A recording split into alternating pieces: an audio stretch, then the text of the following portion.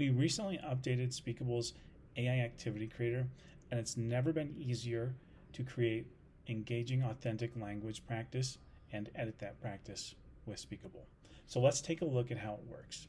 We can access the AI Creator from anywhere within the app by using this button here, the plus button, and clicking Activity, or we can access it directly from the home page.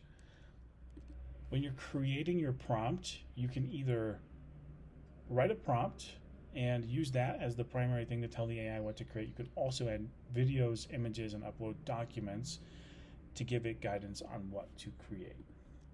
For this example, I'm going to create an activity for English learners that are roughly at the level 2 WIDA proficiency level. And I'm not going to change any of these additional settings here. So let's add in our prompt and we'll start creating. When the activity is ready, we have full control over it. So we can preview this activity as a student, see what their experience would be like. We can also edit it here. And we now have an AI editor that we can work with to make changes.